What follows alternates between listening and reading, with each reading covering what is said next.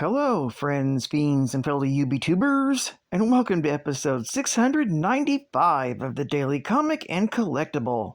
Today, the collectible of the day is the Mcfarlane Toys, DC Comics, DC Multiverse, Demon Knights, Etrigan action figure.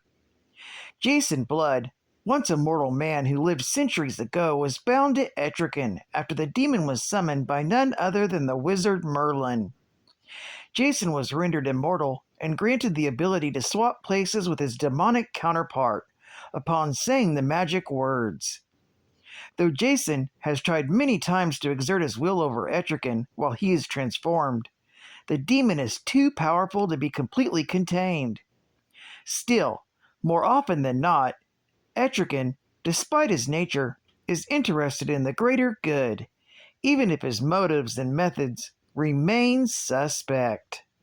This incredibly detailed 7-inch scale figure is based off the DC Multiverse and was designed with ultra articulation, with up to 22 moving parts for a full range of posing and play. The demon figure is based on his look in the Demon Knights comics, and includes a sword and a base, and also includes the collectible art card with the demon figure photography on the front and character biography on the back. This figure was released in 2021 with a full window display box by Mcfarlane Toys. Now, the comic of the day is Helloween, starring Lobo and Demon. Volume 1, Issue Number 1, with a cover date of December 1996, but was released in October for Halloween. This was part of the DC Halloween event, with story by Alan Grant, art by Vincent Giorano, and cover by Vincent Giorano. This issue is titled Helloween. The story opens with Lobo arriving on the moon and purposefully smashing the head off an ancient idol for fun. He sits back and waits at the rendezvous for his new employer to show up. He's suddenly ambushed from behind and playfully beaten and burned by the demon Etrigan as a Halloween prank. To his exasperation, Bo realizes that his old acquaintance is now his new employer, but is bound by his word to accept the job. To exasperate Lobo's short temper, Etrigan explains the task via a long-winded origin story about the creation of the sun god's evil shadow, THRU.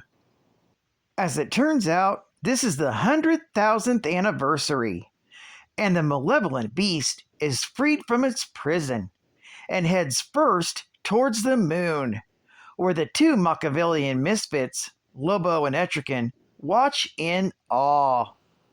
Lobo thinks Etrigan has hired him to stop it. However, the demon really wants him to help THRU destroy the Earth. It is then that the Guardian of Gold rises from its tomb to protect the world from the primal monster. That's when Lobo and Etrigan work together and kill the being of purity. With its nemesis now defeated, there's nothing stopping THRU. However, instead of making its way back to Earth, it first swallows the two accomplices, Etrigan and Lobo, whole. Just before plummeting into the belly of the beast, Lobo is able to stop their fall by grappling onto the creature's innards with his hook, and he catches his comrade. Etrigan, fortunately, recovers the Guardian Sword, but its magic can only be used by pure thoughts, which is a difficult task for a raging hellion and a genocidal maniac. Knowing he has no love in his heart, Etrigan tries to inspire some emotion out of Lobo, managing to trigger the main man to recall his one true love in the universe. his fishies. Before the Leviathan of Shadow can engulf New York City, the sword banishes the horror once again, thanks to Lobo and his love for his fishies. Landing on the rooftop, Etrigan mocks Lobo's affinity for fishies, inciting Bo to repay the demon back for his hostile greeting. There stood a little idol in the crater on the moon. It doesn't stand there now. That much is clear. There's a grave that guards a warrior, but he won't be back soon. Not for another 10,000 year. The end. Geek fact. This one-shot was part of the DC Helloween event that covers most titles for celebration of Halloween. The event for DC covers Earth 1, New Earth, Prime Earth, the Burtonverse, and of course, the real world. Bonus geek fact. Etrigan dressed up for Halloween this issue by wearing a mask of the then current president, Bill Clinton. Another bonus geek fact. Gone, gone, the form of man. Rise the demon Etrigan. Etrigan is a demon prince of hell who is bound to the mortal Jason Blood. They've walked the earth and the depths of hell together as both comrades and enemies for over a millennia. The demon has fought on the side of good more than once, but his allegiance is never guaranteed. Advertising ad fact. From the creators of The X-Files. When the wait is over, the suspense begins.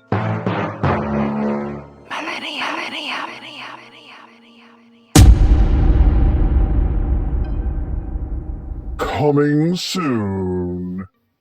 And final geek fact. Lobo is an intergalactic bounty hunter, the last Zarnian.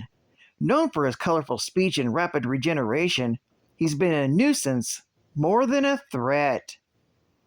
Lobo, whose name comes from the Coon dialect and means one who devours your entrails and thoroughly enjoys it, is the last of his people for one reason. He killed them all. He hailed from the planet Zarnia, which was a virtual paradise that knew nothing of war, and the Zarnians were almost immortal. When Lobo was born, his evil was so frighteningly apparent, the nurse who delivered him went insane and became the planet's first mental patient in 10 millennia, after the infant Lobo chewed off 4 of her fingers.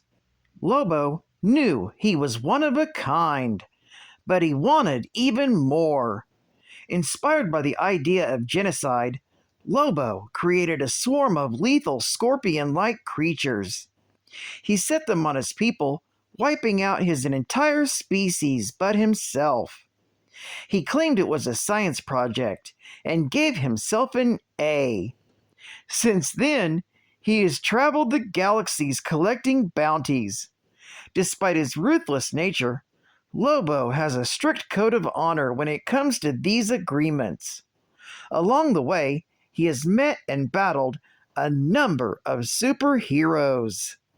Lobo's first appearance was in the Omega Men, Volume 1, Issue number 3, from June of 1983.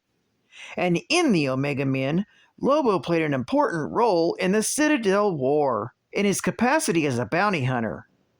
He was hired by the Citadel's human agent, Harry Hokum, to capture the Euphorian known as Callista, in a bid to earn the secret behind her home world's planetary shield. Along with fellow bounty hunters Bedlam and Berserk, he raided the mothership belonging to the Omega Men, whereupon he engaged a combat with Callista.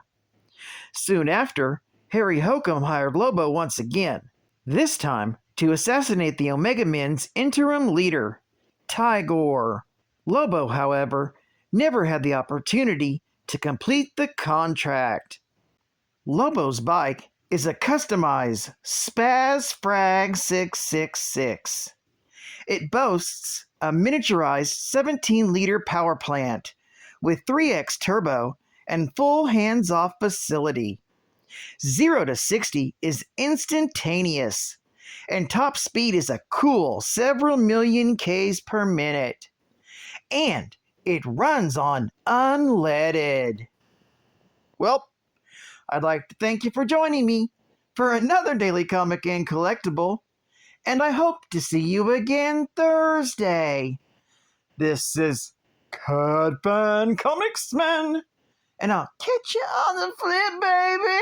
Over and out.